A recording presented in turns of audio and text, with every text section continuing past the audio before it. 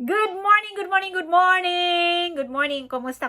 Manang Leads is back. Ayan, kumusta kayong lahat? Ang tagal na wala tayong long form video, ngayon lang ulit.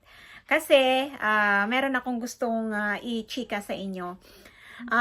Last week kasi, naka-chat ako na na hindi ko alam kung anong pumasok sa isip niya.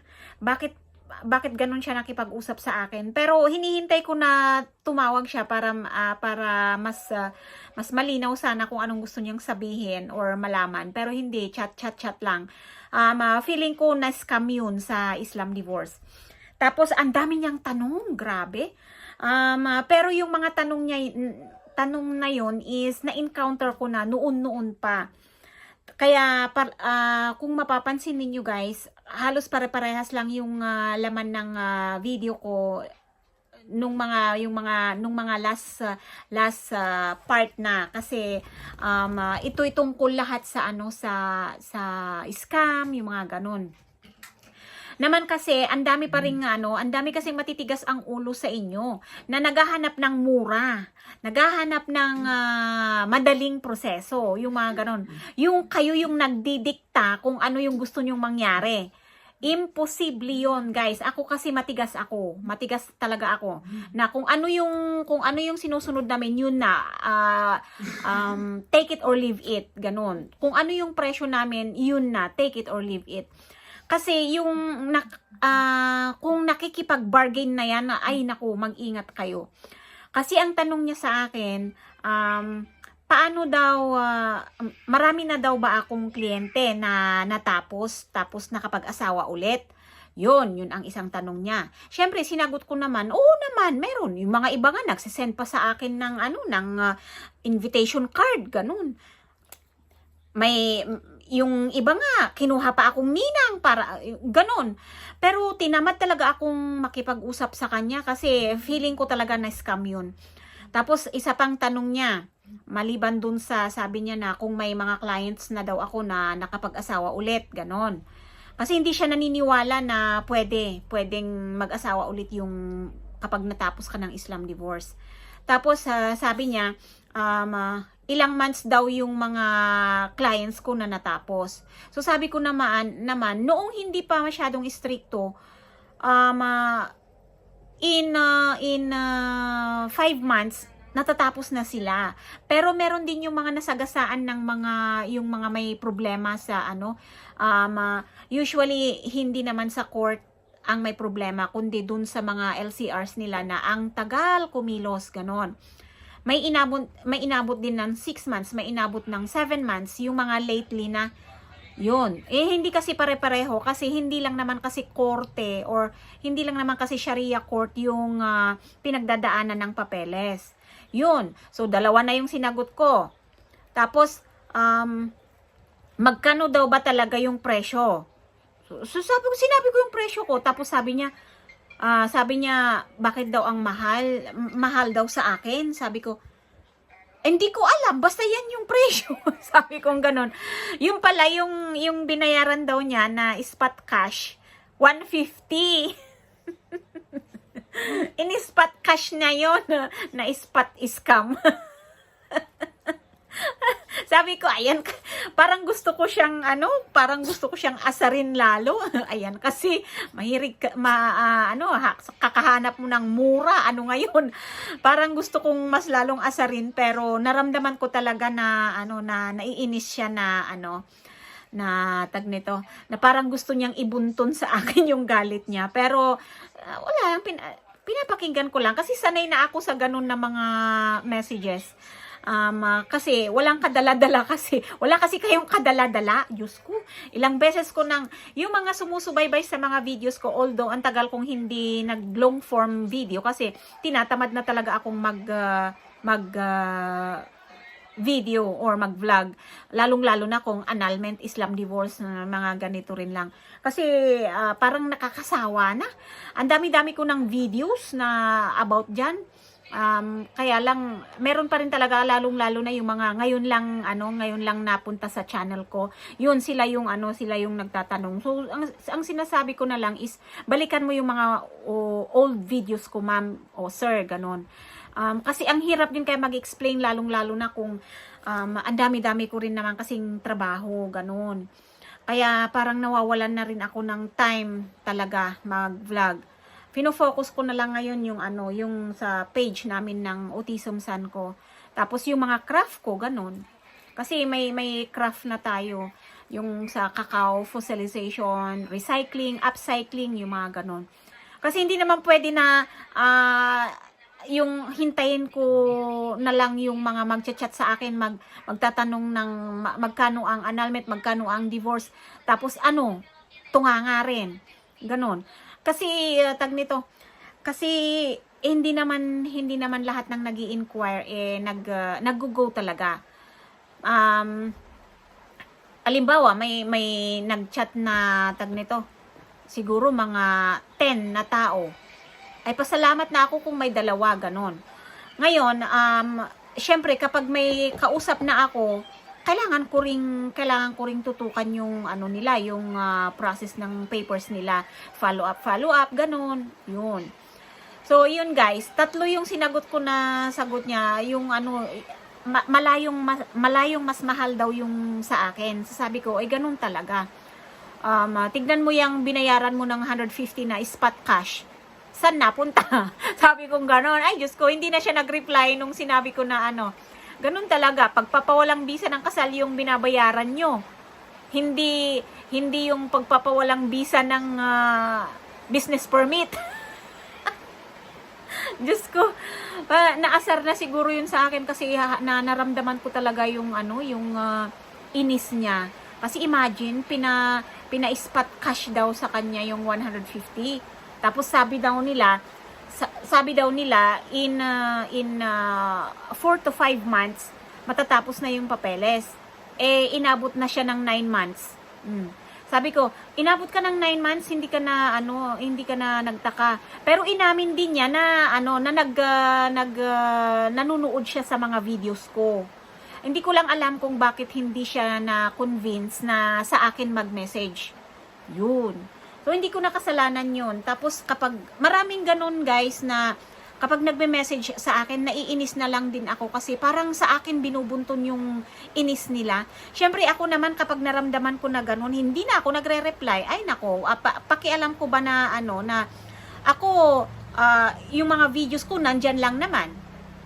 Tapos, wala naman sigurong nagtulak sa'yo na makipag-transact sa iba. Yun.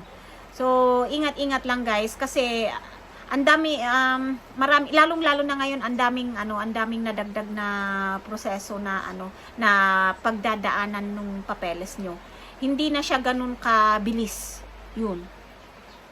Pero kahit sabihin ko pa na hindi na siya ganun kabilis, lalong-lalo na alam ko may mga yun ang isang inayawan ko na mag-video kasi marami na palang nakasubaybay sa akin na manloloko rin. Tapos yung sinasabi ko na update or yung mga sinasabi ko na mga part ng proseso, sinasabi rin nila sa mga niloloko nila. Kaya dun ako tinabangan talaga na na mag-video, ganon. Tapos yung kapag may nag-message kasi sa akin sa Messenger, nag-a-appear doon kung potential scam or potential may may ginawa kasi ako dito sa phone ko na na kahit papaano mai-screen ba yung nagme-message sa akin, lalong-lalo na kung dummy account. Yun. Kaya syempre sa service natin, sa online service natin, kailangan natin talaga magaling din tayo mag-detect ng mga legit na kausap. Kahit na kung kayo naghahanap ng legit na kausap, kami din, ako din, kailangan din sigurado ako na legit na or potential client yung kausap ko at hindi lang spy. Yun.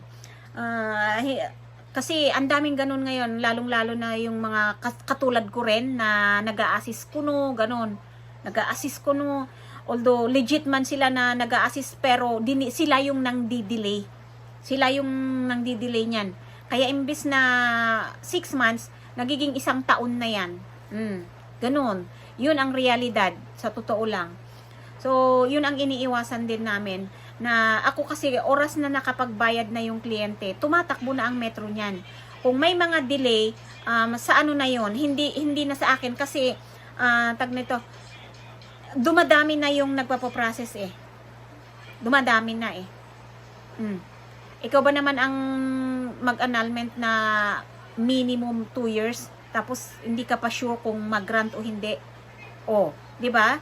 Paanong hindi dadami ang magugusto ng Islam divorce kung ganun sa annulment? Eh kung nauna rin lang naman na nalaman ko ang Islam divorce, baka nag-Islam divorce din ako, hindi rin annulment eh. Eh kaso, ilang years na akong annulled bago ko nalaman itong Islam divorce. Kaya kung mapapansin ninyo yung mga old videos ko, medyo matagal na, siguro may 2 to 3 years na akong annulled bago ko nalaman yung Islam divorce. Or 2 years ka muna lang, ganun. Kaya yun guys, mag-ingat kayo kasi tag nito. Ang dami talaga, nag-e-effort na rin talaga yung mga manluloko dyan, makakuha lang ng pera. Promise. Di bali nang doon kayo sa mas mahal kung sigurado naman na hindi kayo tatakbuhan. O di ba? Kaya ingat-ingat guys. Wag niyong kung may nanonood diyan na na scam, wag kang mag-message sa akin na parang ako yung kakagatin mo. Parang ako yung kakagatin mo na ano ka, 'di ba? Sa susunod rin, be wise talaga. Hindi ganun kadali maghanap ng pera. 'Di ba? Kaya salamat guys sa mga nanonood. Pasensya na talaga at talagang tinatamad na ako. Nasabi ko na kanina kung anong reason bakit parang tinatamad na ako. Kasi ang dami rin mga manluloko na nakasubaybay na sa akin. Ginagaya nila yung mga sinasabi ko na sasabihin sa mga sa mga mag-i-inquire sa kanila. Kasi may mga Facebook group din ako na nasalihan, annulment group, ganun, Facebook group na na ang dami na talagang nagtatry ng Islam divorce, pero alanganin sila kasi nga wala silang trusted na contact. Pero syempre ayoko rin naman na doon. Ayokong magpakita talaga doon. Ako na kasi dadagsain talaga ang messenger ko niyan. Tinitignan ko lang talaga kung ano yung mga pinagsasabi nila, yung mga testimonies nila, yun. So, guys, kung napadaan sa'yo itong video ko, ilalagay ko yung WhatsApp number ko dyan at saka Facebook ko. O ito pa guys, recently kasi na-restrict ang Facebook account ko, profile. Ang dami na ring tapos ilang beses na gustong may mag-take over sa Facebook account ko. Kaya sabi ko, iba na talaga ang mundo guys. Iba na talaga. Maraming gustong mag-take over ng Facebook account ko. Kaya nag-active na ako dun sa isang account ko. WhatsApp na lang. Yung WhatsApp number na lang ang itag nito. O kaya yung Facebook link Facebook link pa rin. Kasi hindi naman basta-basta ma-take over ang Facebook. Basta may mga securities ka. Okay guys, maraming salamat. Ang tagal nating hindi nagkita-kita sa YouTube or sa video. Sana nawala na nga yung mga ibang viewers ko eh. Busy na talaga ako kasi may mga real estate pa na nag-agent din ako sa sa mga lot for sale, yung mga ganon. Kaya kung gusto niyo magkaroon ng lupa dito sa bandang malapit sa Baguio City, wag sa Baguio City, kung gusto niyo sa Baguio City mismo, ay kailangan may mga milyones ka dyan, 10 million, mga ganon. 5 million sa napakaliit na lupa, ganon. Mas mahal ang lupa sa Baguio kaysa sa Manila, promise. Ay, umuulan na naman dito. Pero kung dito sa outside Baguio, pero malapit lang naman, 20 minutes, 30 minutes, 45 minutes away from Baguio, medyo mura-mura pa. Kung gusto nyong mag-invest dito ng mga lupa, i-message nyo pa rin ako. Ilalagay ko dyan yung number ko. Okay? So, thank you so much, message lang kayo sa akin. Huwag kayong papatalo dyan sa mga nag-o-offer ng mura dyan. Ay, naku, mapapamura kayo.